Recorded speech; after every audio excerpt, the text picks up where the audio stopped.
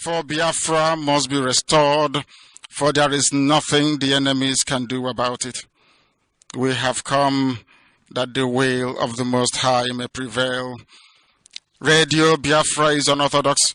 The way we do things are markedly different from how others do it. We are under divine instruction. We have come that Chukwokika Biama may take control of these very proceedings this evening, for we are nothing without him. O Elohim, Chukwokika Biama Purimi Henine, unto thee we repose all that we are. Do not allow your children, IPOB, to be put to shame. Do not allow us to be devoured by the hands of the wicked. Do not allow us, O mighty one, to fall prey to those who do not know thee. You will deliver us, not because we are righteous, but because of your mercy. Hear our cry and our supplication. We are not armed. We have not killed anyone. We have not jailed anyone. We have not done anything at all to warrant the level of destruction and carnage being visited upon your children. The same way Israel suffered, so is Biafra suffering today. And if you, Elohim, can deliver Israel, so will you deliver Biafra. That is our hope.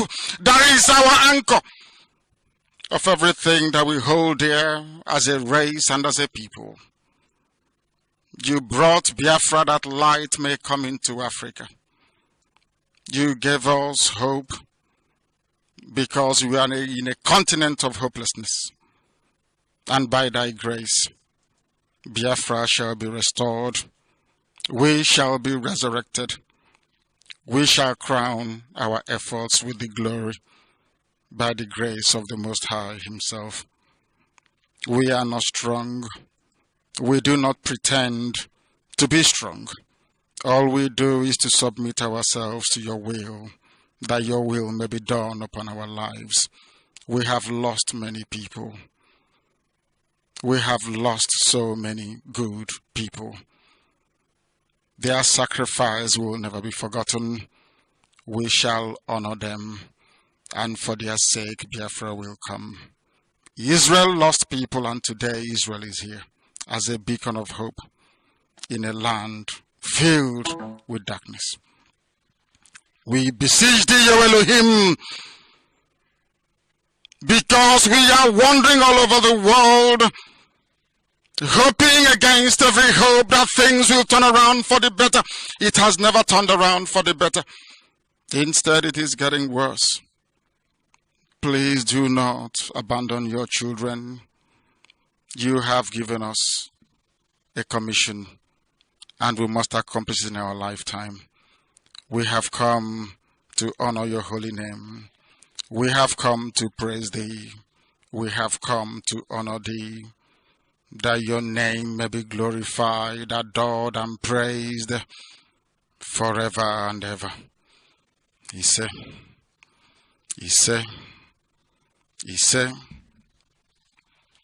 I welcome each and every one of you, wherever you are all over the world.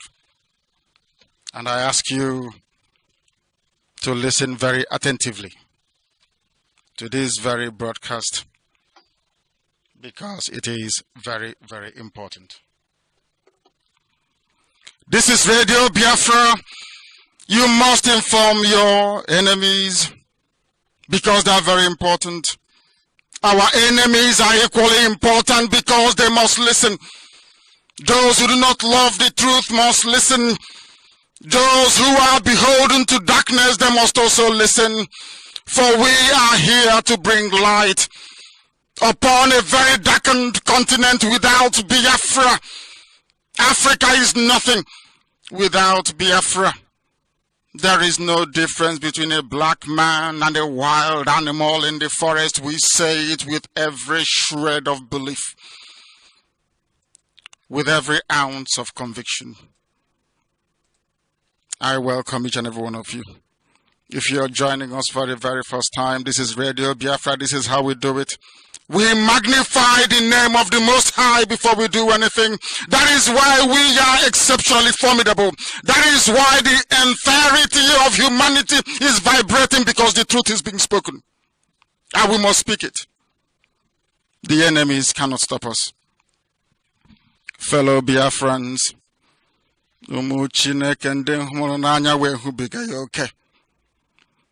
because of you, I am alive. I greet you from the Holy Land of Israel, from the state of Israel that wandered around the globe for 2,000 years. Chukwokika Biam and his infinite mercy restored Israel, and so shall Biafra be restored. It is a covenant between myself and the Most High, and it must come to pass. For when I was in prison, I prayed and I said to Chukwokika Biama, you must bring me to your holy land. I must worship your holy name, and Biafra will be restored. We are not going back. It must be done. Chukwokika Biama must have mercy upon us, for we have done nothing to our enemies. You must all permit me to commence this historic broadcast. You will forgive me if I sound emotional, because we are on a path to redemption that will rewrite the history of mankind. For light must come into the darkness that is Africa, and only Biafra is that hope. There is no other hope anywhere else. You will forgive me if I sound emotional. I love IPOB. I love Biafra.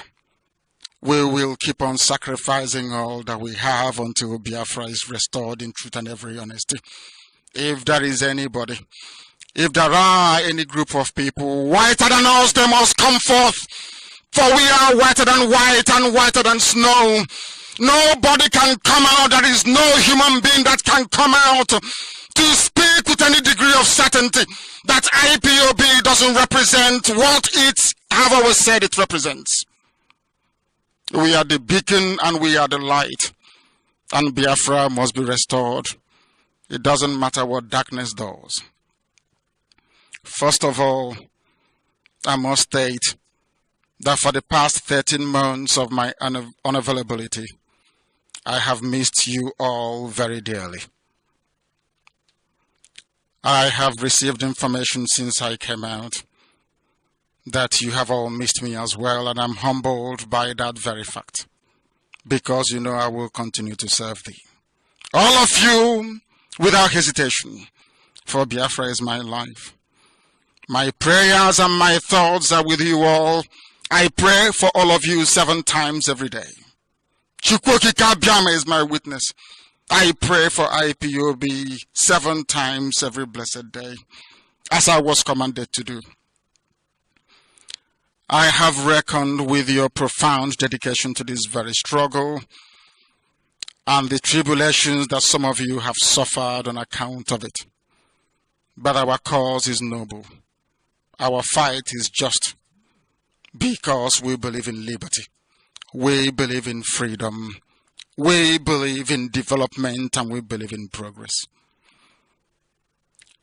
Before I proceed any further, I have a very humble request to make. May I urge each and every one of you listening all over the world, it doesn't matter if you're in Brazil, if you're in Malaysia, if you're in Indonesia, it doesn't matter if you're in Russia. Those of you listening in the United Kingdom, those in Canada, in the USA, I will ask each and every one of you, wherever you're domiciled, to please stand up if you can. If you're one of our old mothers, people who are infirm, people who are too weak to stand, then you can sit. We must observe a minute silence in memory of our fallen heroes, those that died not just in 67 to 70, those that have died since the inception of this very monumental and epic struggle to set the children of light free. From 1999, those that died in all the various theaters of protest and prayers, you must all stand up to honor them for 1 minute. We must remember the 28 that sacrificed themselves that I may live at Isiama Faruku. We must honor them. Umu Chineke.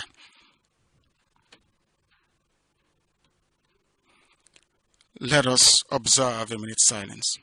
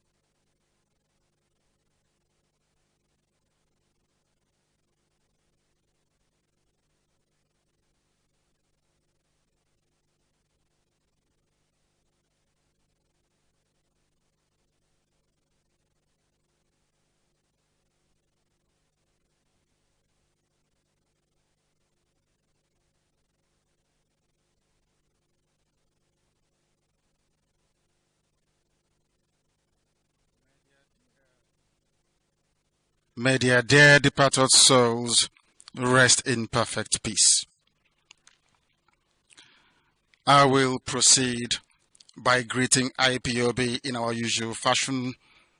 If you're a European, you're an American, an Asian, perhaps you're not accustomed to this very style of broadcast. It is because IPOB is different. Radio Biafra is different, and because of that, we must do things the very right way. IPOB, I want to hear people shout one family so that even Israel, where I am, can reverberate. IPOB, one family. IPOB, One family. IPOB, One family. one family. IPOB. Ụmụ Chineke ndị nsọ, achọrọ m ịsụ asụsụ eluigwe kama na asị na onwe ndị na-anaghị aghọta ya ka m sụwa n'okwu bekee, n'ihi na asụsụ eluigwe anaghị eji ya atụ asị. Eziokwu Chineke ka anyị na-agbasa, that the world may know that all we desire is freedom. We have no shred of hatred within us. We are frustrated because the enemy is recalcitrant. They do not understand. They do not wish to understand. But eventually they will. For Biafra must come. I am in Israel. Biafra must come.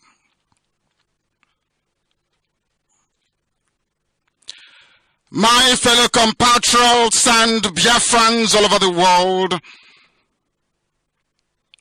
let me begin with a few comments of what transpired on the 14th of September of last year.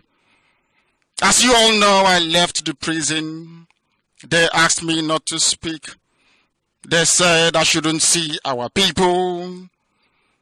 They said all manner of things in order to cage me, to restrict me, to tie me down, to suffocate me. They wanted to insult the very essence of IPOB. In the style that I'm accustomed to, I said no, that it cannot happen. I went out to preach the gospel and to rally. To some people, that was too much for them to bear. There is nobody who can accuse IPOB of engaging in any form of lawlessness. All we did was to gather together, to rally and to pray. On the 14th of September, this very administration of Buhari, run by a Jubril of APC, decided to send killers into our land, into our peaceful land, to kill us. They sent them to my house to kill me, my father, my mother, and my siblings. They came to destroy Afaruku as a community. 2 jets were hovering overhead. They stormed into my house, and I sustained very severe injuries. And in the process of trying to defend me, 28 men fell. They are forever our heroes. That evil is what the murderous Nigerian regime called the Python dance, with their collaborators in Igbo land and elsewhere. As you already know, it is indisputable that the sole purpose of that evil dance was to kill me, members of my family, and innocent but brave Biafrans. It is trite that there was no justification for such lethal military operation. I was preparing to go to court on the 13th of October. I rallied at Ohafia and I told the powers that be, including Jubril, that I will bring 2 million men to Abuja. They didn't want me to go to Abuja because they had no case against me. They were afraid they would be disgraced before the world. They decided to eliminate me instead. There was no insurrection within IPOB. We resisted Fulani headsmen, murderous onslaught. That's all we did, and we'll continue to do so. We were only being courageous as Chukwokika Abiyama commanded us to demand for our self-determination, to ask for a referendum, for our freedom that our forefathers enjoyed before the colonizers came, all without bearing any arms, but armed with only the truth and the courage of our conviction. This was what they sought to suppress by means of fear. They wanted to intimidate us. They wanted to murder us into submission, but they failed comprehensively because we are IPOB and I am Nnamdi. No mortal flesh can kill me. They've not given birth to that very person, but I shall return, I assure you. I said it in 2015 that I was going back to that very country, and I returned. And if I assure you that I'm coming, you know that I'm coming is definite. Since they didn't want me to come to court, I will come back to Biafra land. They have failed, and they will continue to fail. They can murder us as much as they like, but any day we decide to retaliate, the world shall bear us witness that they provoked us.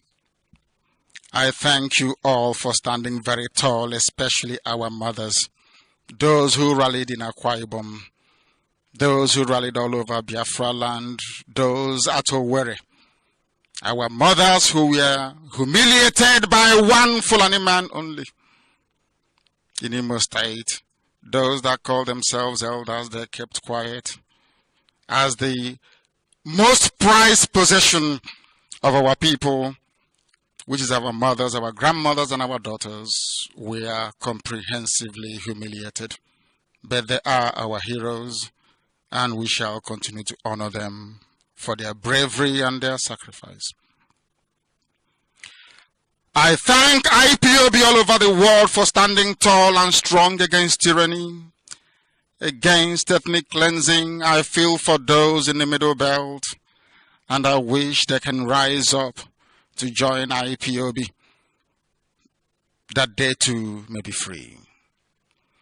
We are standing against sheer evil and complicity of collaborators within our midst. In the fullness of time, I will tell you the rest and of the story and what I had to undergo, what my family have had to endure, how others survived that very attack, and how IPOB security and intelligence made sure that I was evacuated from my compound.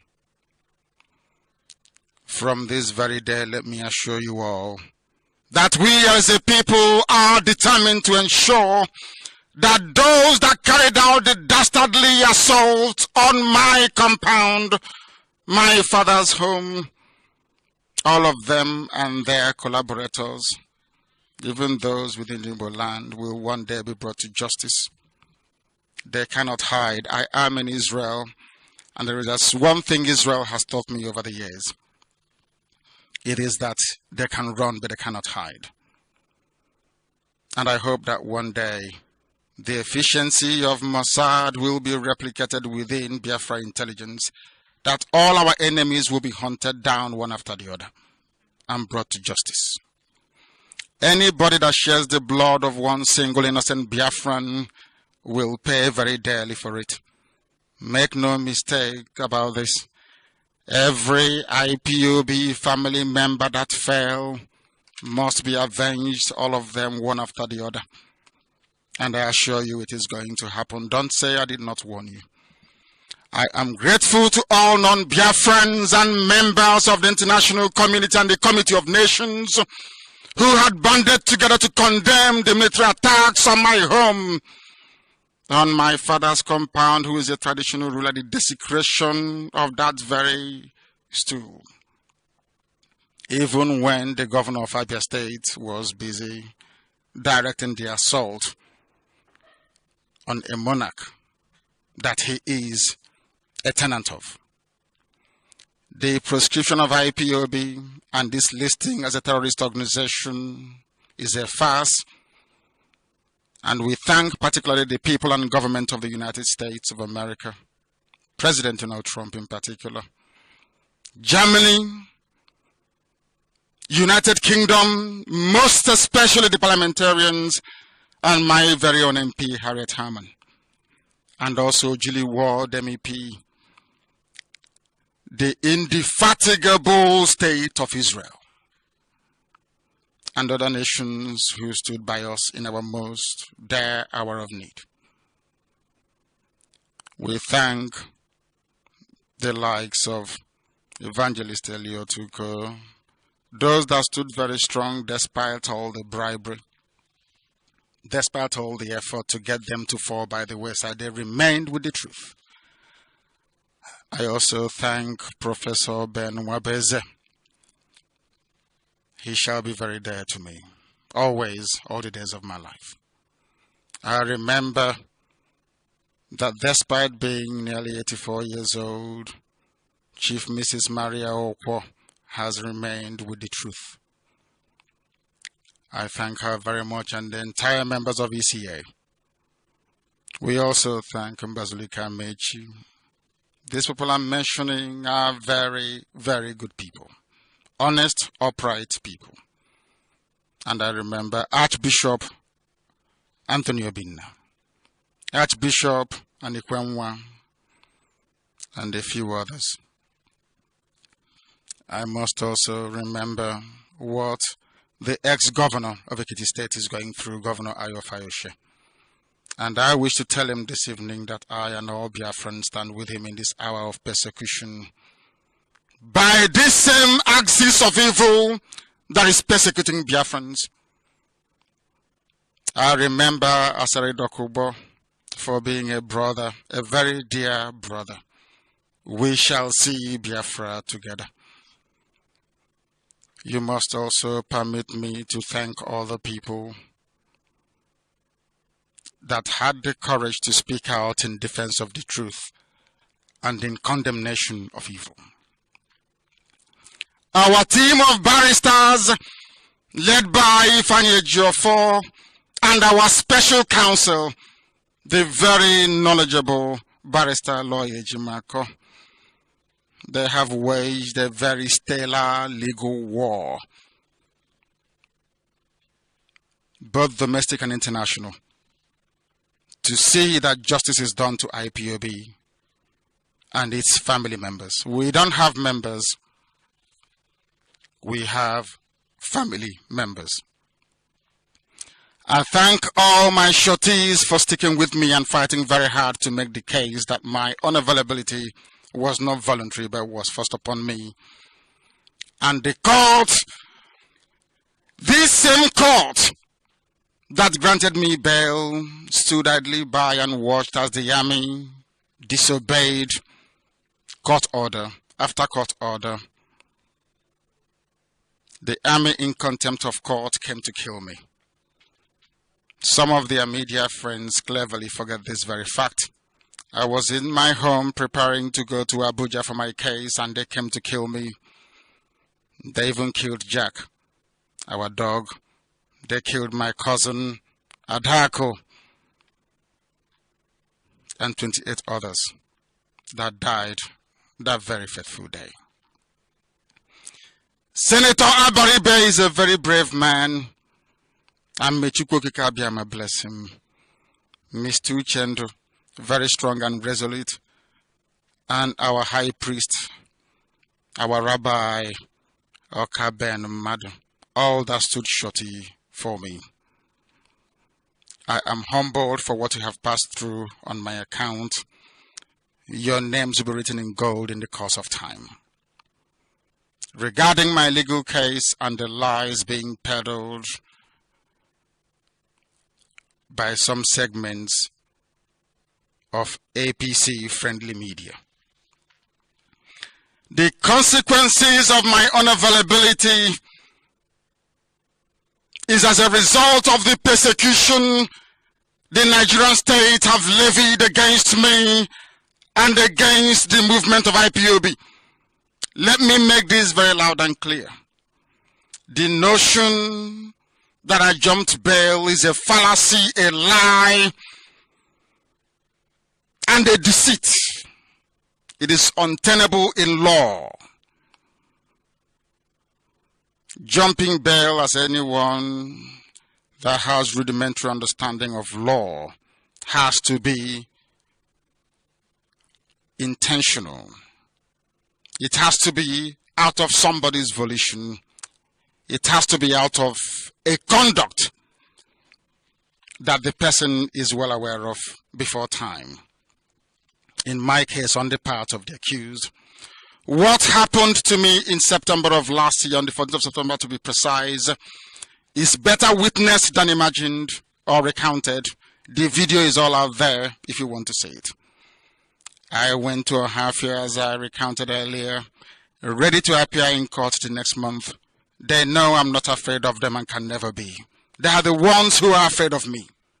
They are afraid of IPOB. When all of a sudden, the Nigerian state terrorist apparatus was unleashed on me and my family with intention to kill me. Sadly and very sadly, some segments of Nigerian media have chosen to play this down or to ignore it. Sometimes they comment and say, allegedly. How sad for journalism. Their intention was to kill me, to ensure that I didn't make it to court. They know if I go to court, that very country will no longer be the same again. To cover their shame, they hastily arranged to kill me. They asked me to call off Anambra election boycott, and I said no. I told Southeast governors I will not call it off until you bring me something tangible from Abuja.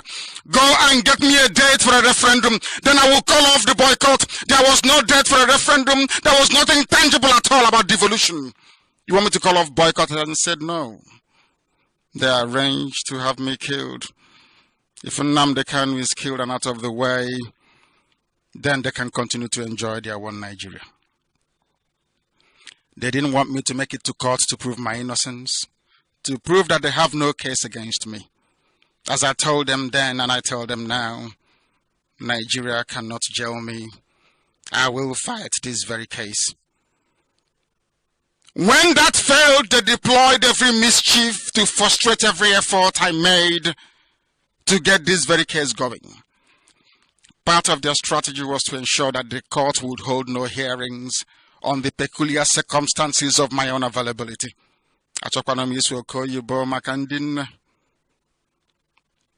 But they succeeded at it. Because till now, Binta Nyako's court is yet to hold a hearing about the circumstances or what led to the Nigerian army to come to my house to kill 28 people. I make bold to state that my first unavailability deserves an evidentiary hearing in a competent court of law, not in a kangaroo court, where all the details will be ventilated to determine the legal impact of that very attack on my ability to make myself available to the court as required. That such a hearing was never allowed to happen in Binta Nyako's court is utterly disappointing. And that specifically is what is causing the current impasse. As someone out on bail, why would the Nigerian government come to kill me and pretend or lie through their feet that I jumped bail when I am a ward of court and therefore deserve the protection of the court throughout the duration of my trial? Had the court found it fit to have such a hearing, had this very cause demonstrated by way of an order that I should not be shot on my way to court, we would not have this very impasse. But they know the truth, but they conceal it, they hide it, because Nigeria is a country of darkness, of evil, of wickedness. I will return to my land of Biafra. I am not a Nigerian. I renounced everything to do with Nigeria on or around December of 2015. I am a Biafran and I hold British citizenship. Only upon a clear pronouncement of the intentions of that very court, which I suggest to them, should be free of any interference from the executive, will this very case move forward. The circumstances surrounding the invasion of my house, the invasion of the home of His Royal Majesty, is Israel Okukan. You must know that my father's name is Israel, and it means a lot. Going forward, there must be guarantees by the international community so that this case can proceed, and I will prove once and for all that there is something fundamentally wrong with the brain of those that run Nigeria, because I will demolish them in a court of law. For now, let me restate my position that I committed no offenses known to law. What they are charging me with doesn't exist, and they know it. I have no weapon. My only weapon is a microphone. And my courage that Chukwu Abịama gave me. But it's up to those who persecute me to see reason to call their troops home. Let me state also categorically that IPOB worldwide is committed to the liberation of the land of Biafra from the shackles of tyranny. And we will not relent until a referendum is conducted. If you want us to do anything with you, if you want us to conduct any form of participation in whatever it is that you're doing, there must be a referendum to decide the quest for self-determination for Biafrans. That is our red line. It is not negotiable. We intend to achieve our goal through any means recognized by national and international laws. My fellow Biafrans, my compatriots, please indulge me to sincerely thank the State of Israel, the persecuted Jewish community in Biafra land, and Israel, and worldwide, who through their prayers and actions contributed in no small measure in assuring my physical safety and well-being. May Chukwu Abịama bless the land of Biafra. May Chukwu Abịama bless the land of Israel. Our destiny is before us, and nothing is going to alter that very path. Southeast and South-South are one. There is nothing like Niger Delta. There is nothing like South-South. There is nothing like Southeast. All we have is Biafra. Our mothers in Akwa Ibom protested. Our mothers in Iguacha protested and are still protesting. Okonko is an Annan culture. Abariba people are descended from Akwa Ibom, Ibibio land. Ekpe is of Efik culture.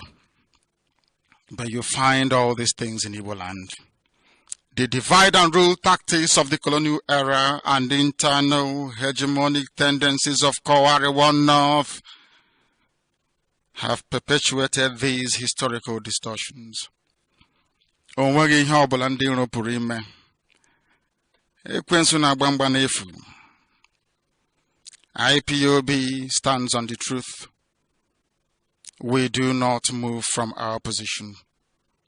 And our position is very simple.